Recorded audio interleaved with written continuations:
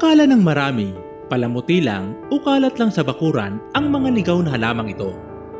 Pero alam nyo bang ang mga ligaw na halamang ito ay ang sekreto ng ating mga ninuno para manatiling malakas at malayo sa sakit? Sa bidyong ito ay ibabahagi ko sa inyo ang lihim na sandata ng ating mga ninuno para sa mabilis at natural na pamuksa ng ubo at sipon. Sa panahon ngayon, napakabigat na sa bulsa ang magkasakit. Liban sa patuloy na pagtaas ng presyo ng mga gamot sa mga butika, marami sa ating mga magulang ang nag-aalala sa dalas na pagpapainom ng mga artipisyal na kemikal sa ating mga anak. Ngunit alam nyo ba na ang lunas ay maaaring libre lang at pwedeng pitasin sa labas ng inyong pinto? Ngayong araw hihimayin natin ang mga kilalang halaman na akala natin ay ligaw na halaman lamang, ngunit may natatangi palang bagsik laban sa sakit. Simulan natin sa pinakapopular na lunas sa ubo ng mga bata, ang oregano. Madali itong tumubo kahit saan, gumagapang at mabilis kumalat. Paano ito makikilala? Ang dahon nito ay makapal, malambot, may pinong balahibo at may napakatapang na mabangong amoy kapag pinisa. Ang oregano ay mayaman sa mga natural na compound tulad ng carvacrol at thymol.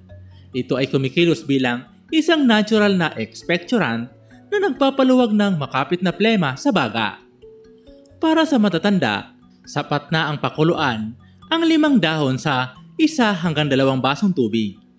Ngunit para sa mga bata, upang mawala ang matapang na pait, tradisyonal na ini-steam ang dahon sa ibabaw ng rice cooker bago pigain ang katas nito. Maaari itong haluan ng kaunting honey at kalamansi para sa mga batang edad 1 at pataas.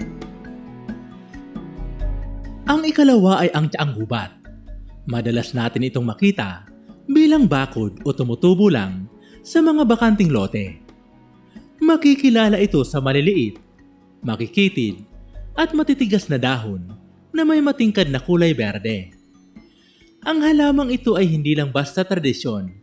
Isa ito sa mga opisyal na halamang gamot na kinikilala at nire-rekomenda ng Department of Health o DOH. Mayaman ito sa antispasmodic properties na tumutulong magpakalma ng kalamnan sa lalamunan upang pigilan ang pabalik-balik na ubo at maibsan ang pamamaga ng respiratory tract. Ang paghahanda nito ay simple lang. Magpakulo lamang ng 1 tasa ng tinadtad na dahon sa 2 basong tubig sa loob ng 15 minuto nang walang takip. Inumin ito ng 3 beses maghapon. Pangatlo ang pansit-pansitan o ulasimang bato. Karaniwan itong sumusulpot sa mga mamasamasang gilid ng pader o paso ng halaman. Madali itong makilala sa kanyang hugis-pusong dahon na tila gawa sa wax sa kinang at napakalutong na tangkay na puno ng tubig. Bagamat kilala ito sa pagpapababa ng uric acid, ang pansit-pansitan ay may taglay ding malakas na antibacterial at anti-inflammatory compounds. Nakakatulong ito upang pakalmahin ang namamagang lalamunan dahil sa dry cough at sipon. Para sa matatanda, maaari itong kainin ng sariwa bilang salad pagkatapos hugasang mabuti. Para sa mga bata, mas mainam na ibigay ang maligamgam na pinagpakuluan ito upang mas madali sa kanilang digestive system. Ika-4 ang gulasiman o mas kilala sa tawag na porcelain. Ito ang gumagapang na damong madalas nating makita sa mga hardin o gilid ng kalsada na may matatabang dahon at mapulang tangkay. Akala ng marami ay peste ito, ngunit ito ay itinuturing na isang superfood. Ang gulasiman ay punong-puno ng vitamin C, vitamin A at antioxidant na nagpapalakas ng ating immune system. Kapag malakas ang resistensya, mas mabilis na lalabanan ng katawan ang mga virus na nagdudulot ng sipon at trangkaso.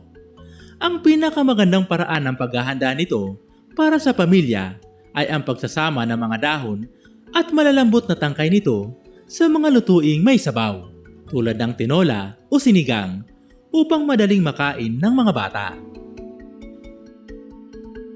Ang ikalima ay ang alugbati o Malabar spinach. Bagamat madalas itong itinatanim bilang gulay, madalas din itong tumutubo ng ligaw sa mga bakod at gilid ng daan.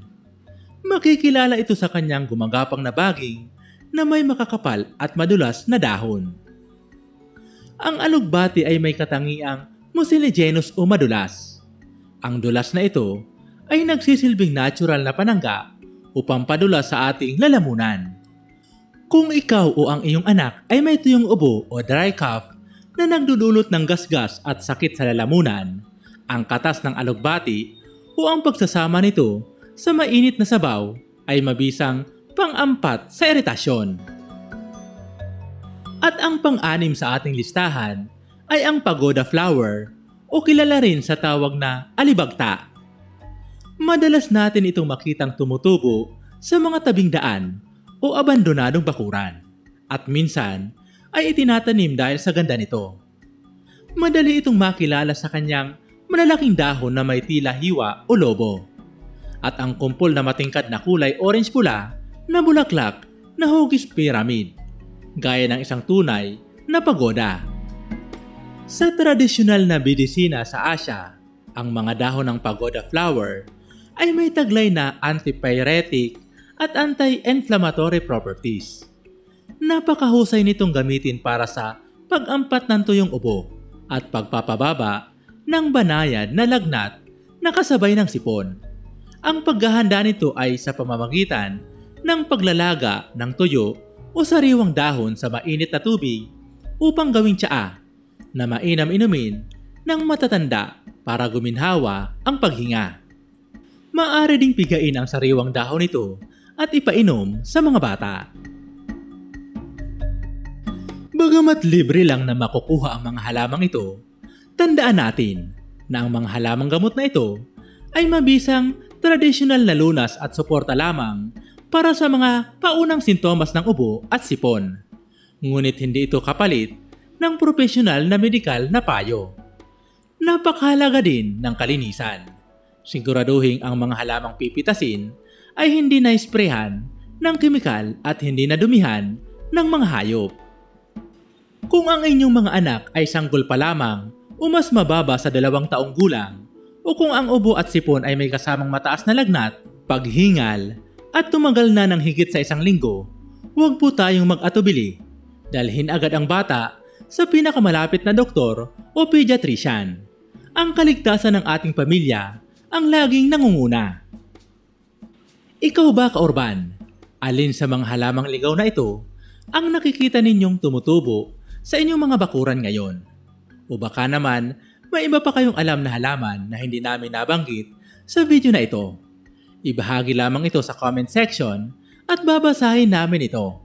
At kung nagustuhan mo ang video na ito, ibahagi ito sa iba para madami pa ang makaalam tungkol dito. Ito pong muli si UCL.